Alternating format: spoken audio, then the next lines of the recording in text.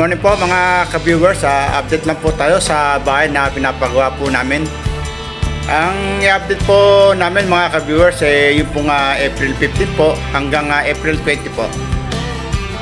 Ito lang po sa ground floor po ng bahay mga ka-viewers. Yan po ang ating pong i-update at ito po ang inyong pong makikita sa ilang araw po na kanila pong ginawa.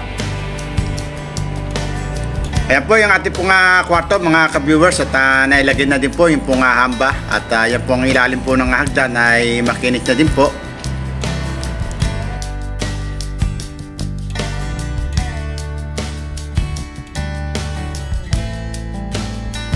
Ayan po at tapos na po yung pong ating pong finish dito po sa loob po ng kwarto po, dito po sa ground floor natin mga ka-viewers.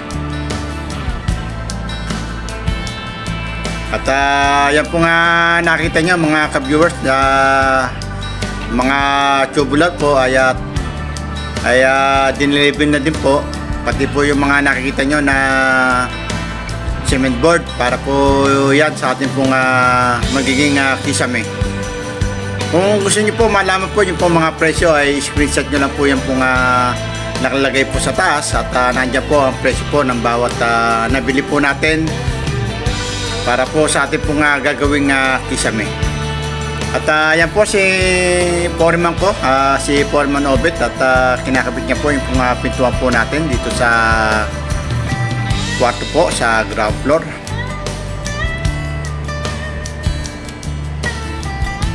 At nagbibigyo po niyan mga ka-viewers yung pong anak ko po pagka wala po siyang pasok.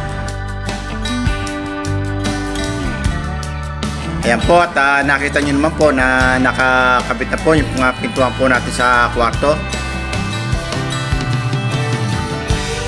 At pati na din po sa CR ay meron na din po na pintuan at si Obed din po ang gagawa namin. At more na rin po si Mrs. ng yung pong gagamitin po natin sa mga para po sa pintura, pero ano lang po siya para po i-coating lang po yung ating pong na plasteran. Yan po ang resibo po. Kung gusto niyo po na makita yung pong mga presyo ay nandyan po yung pong mga panlason po sa pader para po hindi po kapitan po ng lumot.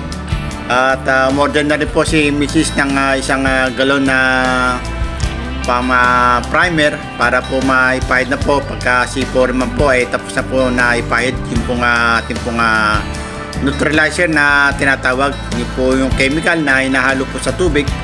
At modern na rin po kami ng isang galon na pang primer para po pagkatapos ni foreman na may pahid po yung pong neutralizer ay mapinturahan na din po ng primer yung ating pong pader. At modern na rin po kami ng 4 na cubic na buhangin na nagkakalaga po ng 6,800 po ang 4 na cubic.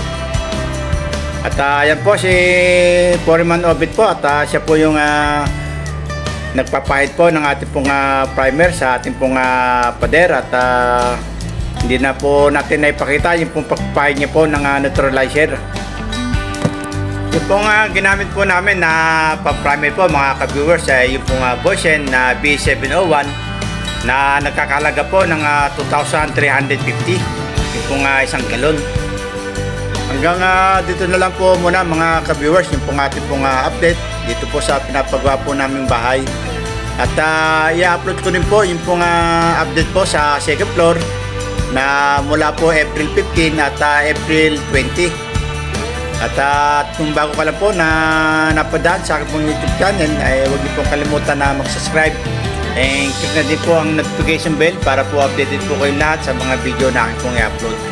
Para po updated din po kayo sa mga presyo na ating pong gagamitin po para po dito po sa bahay na aming pinapagawa. To all my subscriber and to all my viewers, shoutout po sa inyo lahat. Maraming salamat po sa panonood. God bless po sa inyo lahat. Bye bye po.